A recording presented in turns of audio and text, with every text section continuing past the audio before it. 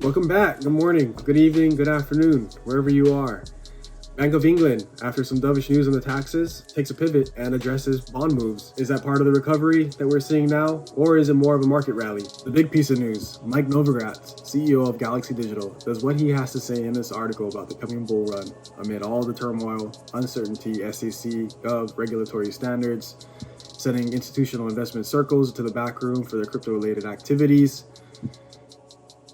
Is he suggesting in this article that crypto is here and its financial revolutionary story is accepted? Now, devs need to do something. Other news, we have some really exciting things about NFTs with MetaMask and Solana. And I do believe that from here, we are going to see funding step out of the millions and into the billions. All right, let's jump into the charts and get it started. Bitcoin, we're looking at the 1 hour. I know I said just yesterday I'd be looking at the day. I'm going to do that regardless, but I want to look at the 1 hour because I think it gives us a little bit of a better time for both short and long term. I marked out these 90th percentile violations that we've been talking about in the past few days. It looks like Bitcoin wants to take a pivot here. However, we have to be careful because for the past few days, if you've noticed, and on the metrics, volatility has been at increasingly low levels. Extremely low volatility. So we can see expanding bottoms here. And the BBWP is continuing to expand with a 50% possibility of increase on the expansion. So overall, with our breakout bars telling us 51% only on a profitability scale in the short term for 1 hour, it looks like long term is screaming bear. I believe with the lack of volatility, lack of price movement, see here, 68% of our last 250 bars have lower volume than our current bars. Within the next 5 days or so, you can start to expect a pivot. What does that mean for price targets and downside versus upside? We did break the 19,400 that we called for yesterday. We had a really nice move up here. However, you noticed here that we're continuing to violate the 90th percentile volume moves. So with this much requirement in order to move price up, you are looking at potential downside. If we do continue to crack into the 20,000, immediate short term, I'd raise it up to 21,200. And that's based on our quartiles and our thirds. If we bounce off of that range, you're looking at maybe back into the low 19,000s and possibly high 18,000s again. If we can break above 22,000, I do think that we have a chance to hit this upper channel of 24,000 that we talked about the other day, 24,800. Once we get there, be ready for a solid correction.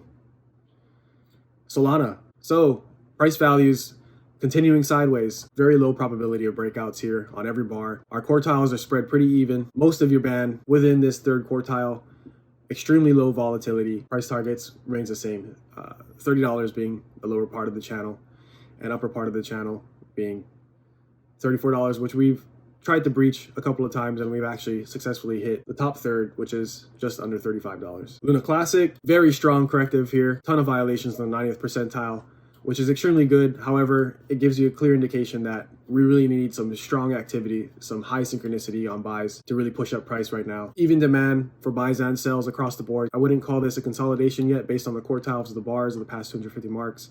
However, we do see here extremely low volatility, which is really a market-wide trend right now. So on RSI, we're looking towards strength to give us an indicator for the next couple of days.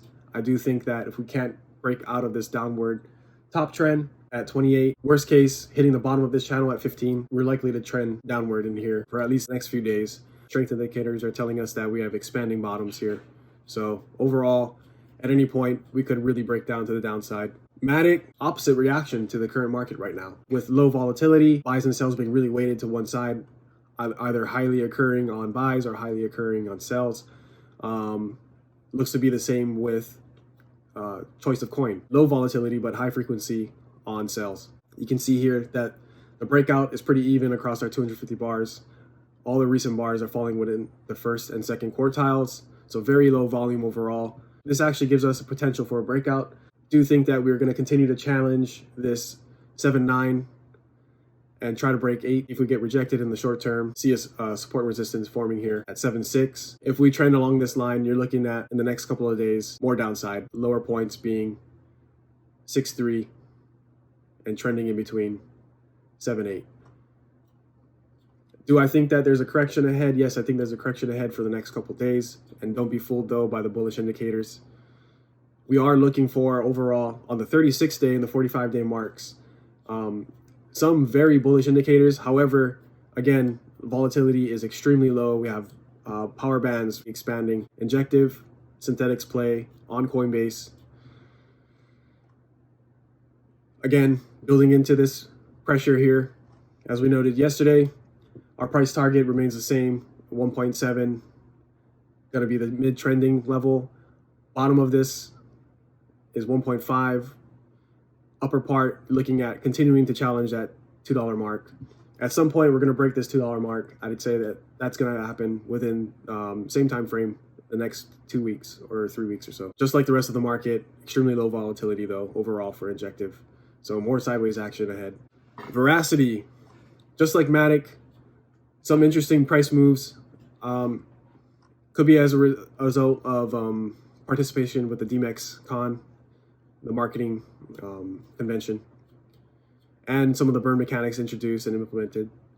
However, for price targets on Veracity, we're on the corrective side right now of this very short-term peak here. Currently at 3.7, 3.84. I'd be looking at 3.7 and 3.6 as our next lower side targets, and really high side being 5. I think we can challenge this high side in the next 2 weeks. However, we're going to need a correction and hit the low 3s based on our metrics and based on our past 250 bars quartile. Again, marking off some 90th percentile violations. We saw a turn for the downside after following one and turn for the upside. So you're really seeing some strong activity required to move price right now. Shiba coming off of this short-term peak here, channeling in our projected channels really nicely so far. Low side 1047, upside 1161. I think we're going to continue to channel inside the 11s. If we do break or hit this resistance here at 1161 at least once or twice in the next couple of days, I do think that we can break out of this bar. For Shiba in particular, this volatility is going to remain even. I think people are just waiting and holding to see what happens with Shiba. All right, so let's get into the news.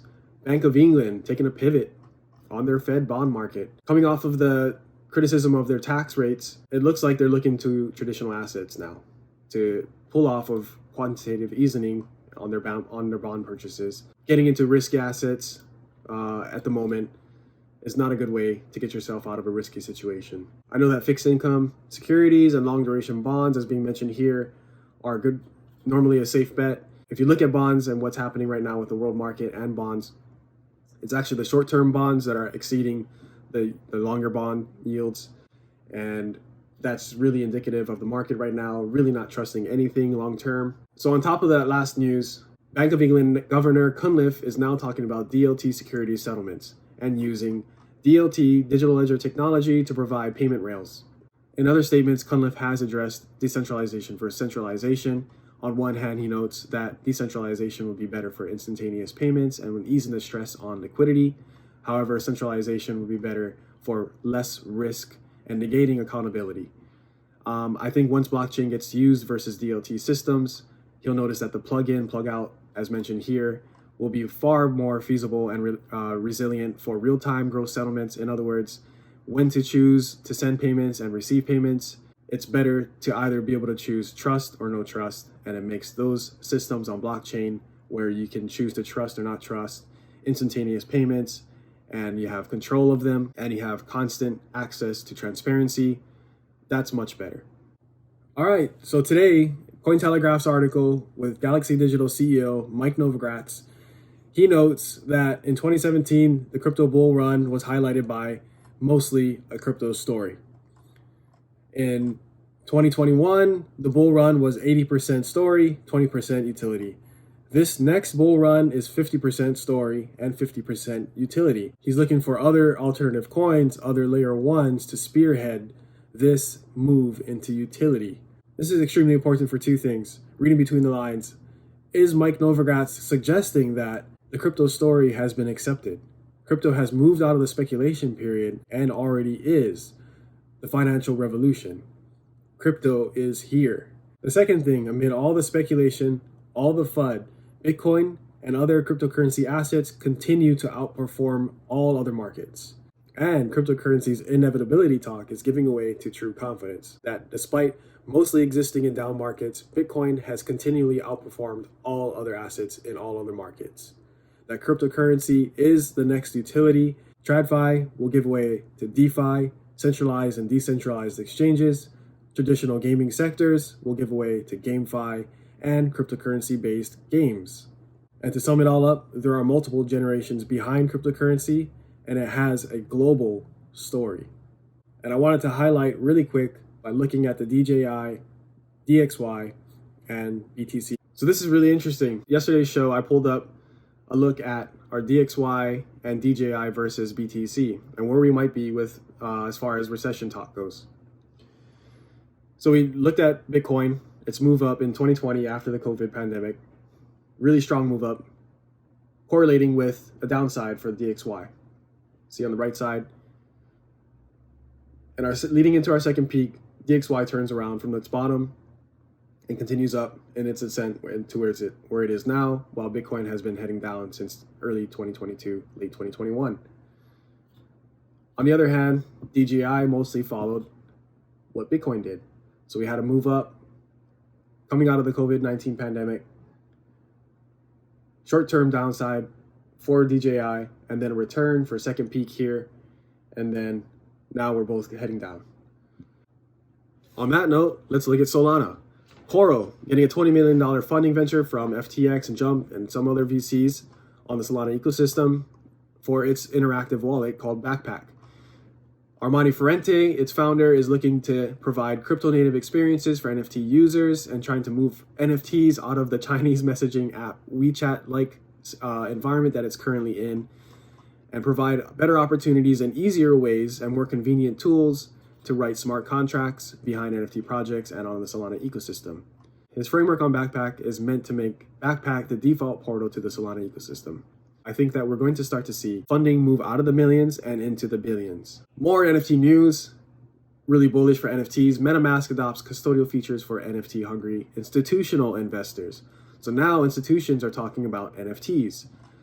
We already knew this already if we were in NFTs, the possibility of NFTs branching and bridging consumers and users across vast amounts of space. NFTs have the possibility of not only being a network point, but an agency in itself, in where you can create and connect agencies and networks inside of a single agency. In other words, an agency being a convenient hub for different networks. Those different networks will be personified by trust systems. Those trust systems will be built by particular projects of NFTs. And within those projects of NFTs, you have systems of trust. And that's built by like-minded individuals coming together, recognizing each other, identifying with each other, and building community rapport, which builds levels of trust. And then through those levels of trust, you have economics built in and you have tokenomics on top of that. When you stack those things together, you have an agency. So MetaMask is responding to this institutional interest in NFTs with a possibility of a custodial type wallet, which is supposed to be more user-friendly. And you see here that institutional crypto custody, how banks are housing digital assets. I've mentioned it many, many times on this show that I do believe that NFTs rather are the new banks. So just like the early bond market, you're going to have projects which are going to be led by art mostly, which would look much like old banknotes. All right. So that's it. Enjoy your day. Trade safe. Have fun. See you on the next one. Thank you. Bye.